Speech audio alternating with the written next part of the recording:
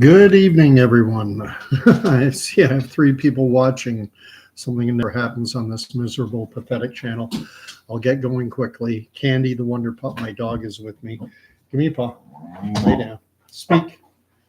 And she expects, at the start of every video, one of these. So come on. There you go. Give her a treat. Otherwise, she jumps all over me. All right. Three more. I've got three more jokes. The first joke is about Joe Biden. With everything that's been going on, with all the hammering in the press over Biden's lack of mental acuity, questions of Alzheimer's and dementia, it was thought, Kamala Harris thought it would be a good idea if he got away, if he got out of the Washington bubble. So she managed to sneak him away without anyone knowing. And they went off into the backwoods of West Virginia, found a secluded little lake in the middle of nowhere. And she thought, fishing, we'll go fishing.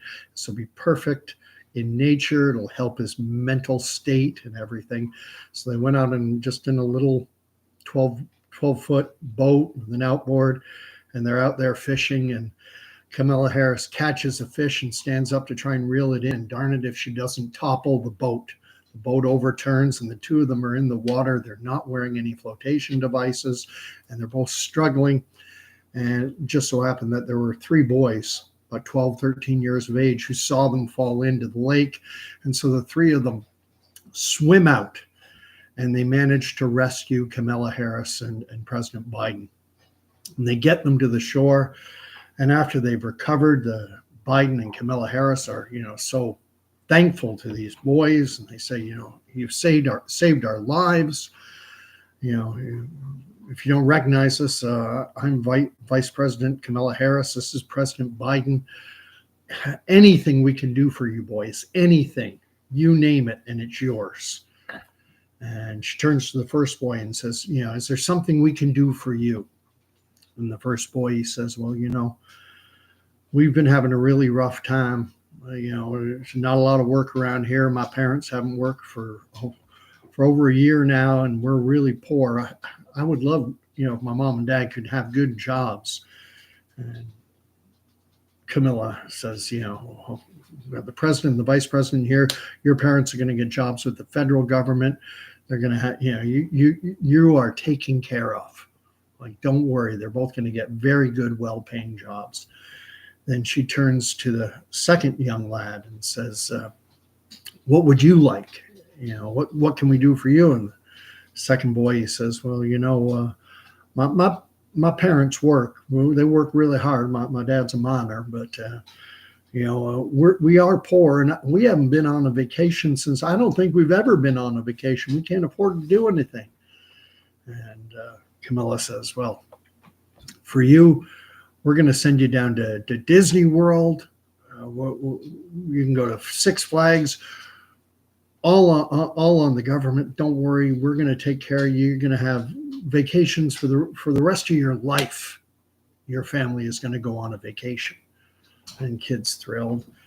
And she turns to the last of the three boys and she says, what about you? What would you like?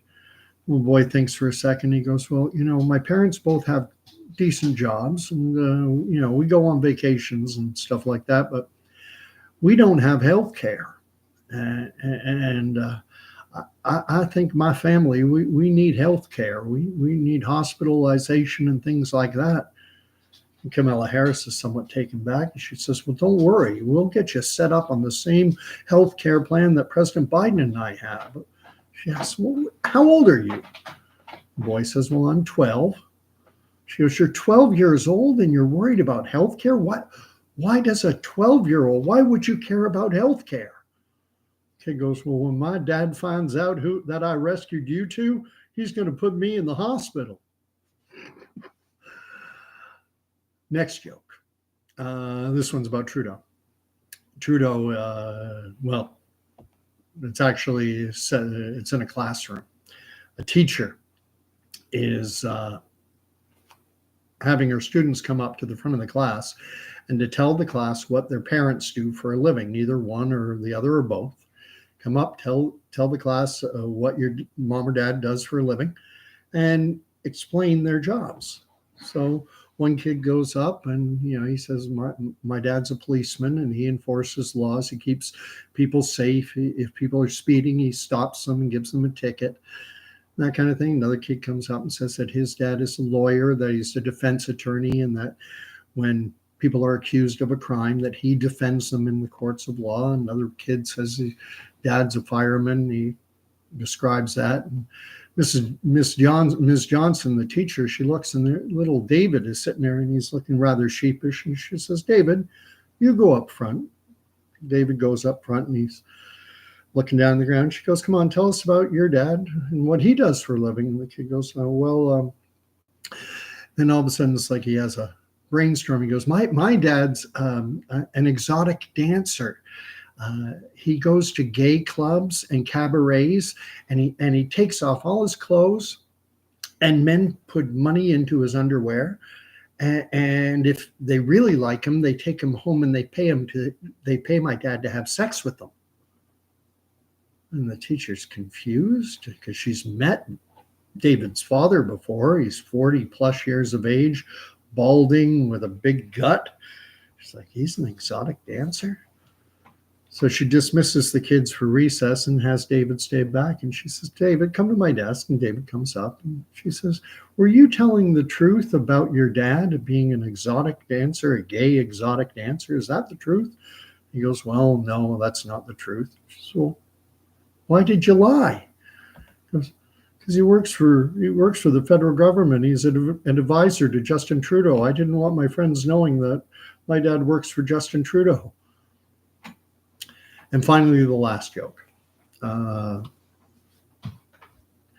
There's a church, a small country church, middle of nowhere. And all of a sudden, early Sunday service hasn't started yet. Church is filled, 100 or so people in attendance, choirs there, pastors there. And all of a sudden at the front of the church, there's this big puff of smoke, a big explosion, lightning. And everyone's watching, and the smoke clears, and who is standing at the front of the church? It's none other than Satan. Well, everyone goes screaming out of the church. And before you know it, the church is completely empty, except for one very old man, somewhere around 90 years of age. He's sitting at the front of the church, and Satan walks up to him and he goes, do you know who I am?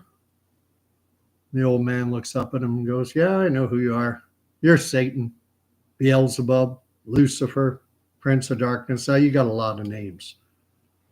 Satan looks at him and he goes, you know that with just one touch, if I lay one finger on you, you are cast into eternal damnation, torment and anguish and gnashing of teeth for all eternity. And the old man just looks up and goes, yeah, I've read the Bible. I know about all that stuff. So Satan says, well, if you know all that, then why aren't you afraid of me? Old man looks up at him and goes, oh, give me a break. I've been married to your sister for over 60 years.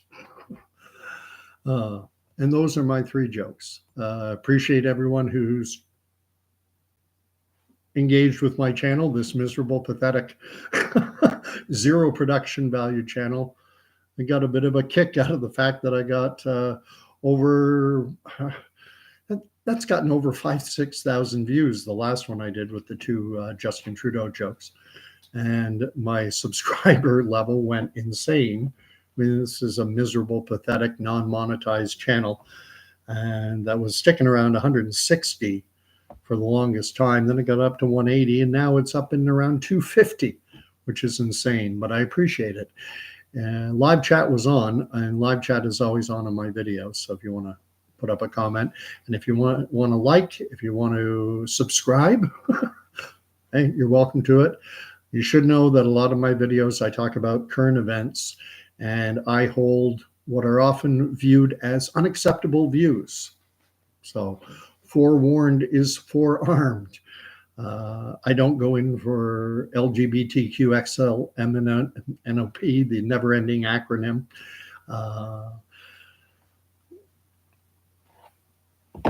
I didn't take the vaccine the way we were required to do. I have lots of unacceptable views, at least according to Canada's Prime Minister, Justin Trudeau. So thanks for watching. Comment field is open. I love the comments I got from the last one. Sorry, there are just so many that I'm unable to answer all of them, but I try. Anyway, God bless, and we'll talk to you again.